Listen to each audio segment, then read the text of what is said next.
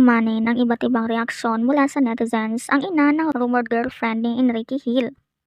Ang rumored girlfriend ni Enrique ay si Andrea Brown. Viral naman ang kanyang ina si Arlene Upena nang may panawagan kay Liza Soberano na aniya, "Liza Soberano, pwede ba yang mga fans mo pakalmahin mo? Mayaman ka naman, bilhan mo sila ng pampakalma. Ang ingay ng mga fans mo at sugod ng sugod dito. Yung anak ko, hindi artista. Ano ba ang pinanggagalaiti ng mga fans mo? Nanahimik ako. Nanahimik ang anak ko, pero puro tira ng mga fans mong ewan kong saan ang galing ang galit. Mga hindi ba makapag-move on? Bawat post ko, feeling nila patama sa'yo. Ikaw lang ba tao sa mundo at sa'yo lang umiikot ang buhay namin? Tanong lang. At kayong mga fans ni Liza Soberano, ipinapahiya niyo idol niyo kasi ang papangit ng mga ugali niyo. Sa mga fans ni Liza Soberano, natural na pangit ang ugali. Nagtatanong lang ulit, ang hirap maging mabait kung may mga taong kagaya yung mga fans ni Liza. Sa totoo lang, liwanag ng sinabi ko, ceasefire. Pero sadyang mga iti-iti yata itong mga taong to at hindi marunong umintindi. Tanong ulit, Liza niyo, kung Liza niyo, wala akong pake, maglubay na kayo. Kanyang muling ibinahagi ang post na may nakakapsyon. Yung isa, nadala lang sa glam team. Tapos yung isa naman, pinanganak na matalino, maganda, at lahat ng talent nasa kanya na.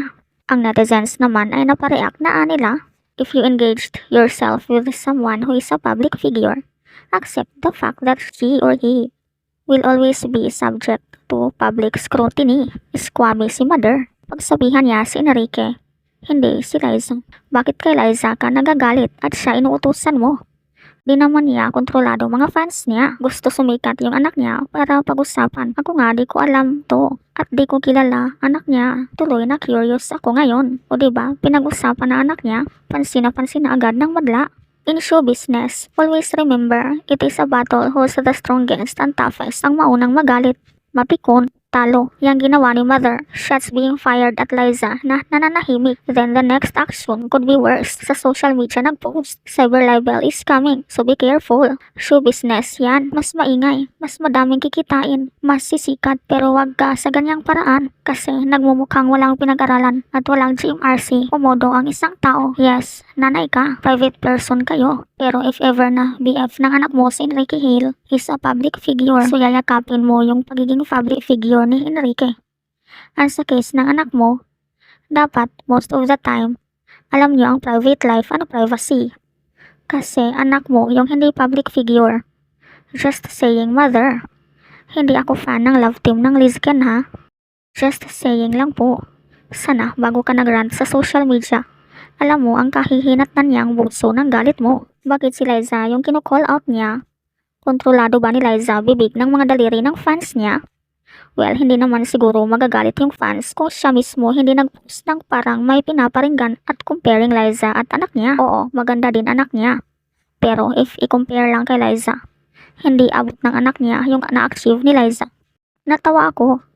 Di din naman control ni Liza ang mga minds and opinions ng fans niya kay Mother Arlene and sa rumored girlfriend ni Enrique. Dapat kasi, before nila pinasok yan, since alam nila artista kasama, na dapat sa expectations nila na mababash sila since may malaking fanbase ang Lizken.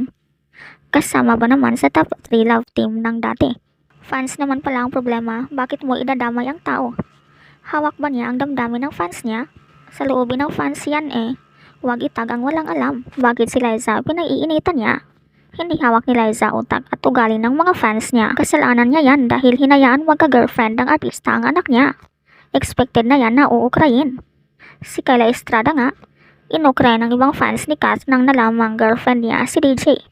Di naman nagngawa. I'm not tolerating Liza's fans. Some fans are toxic lang talaga. But yung i-call out siya is not right. Nanahimik yung tao, tas i-mention. You could have messaged her directly and makiusap kaysa mag-post at i-call out siya publicly. Na di naman niya kasalanan toxic ibang fans niya. Naka-turn off naman ang comment section sa Facebook ng ina ni Andrea. May idinagdag pa siyang nakaka-intrigang post. Isa na rito ang larawan ng kambing na may caption, fresh buba. Pag nasa loob pa, papaitan. Pag lumabas na, boba na. O alam niyo na, mahalaga ang papel ng kambing sa buhay natin. Ito pa ang kanyang mga hirit, buba. Ang dami, walang tatalo sa taro with buba. Magkano ba kambing dyan sa Pinas? mukhang magandang business. Nakumpirma na nga ni Enrique ang kanilang breakup ni Liza Soberano na noon pa palang 2022. Sa kasalukuyan, nanatili pa rin ang espekulasyon ng kanilang dating ng isang content creator na si Andrea Brown. Bagamat hindi pa niya ito nakumpirma, marami namang kumakalat ng mga litrato at TikTok video na sila ay magkasama together. Ikaw, anong masasabi mo dito?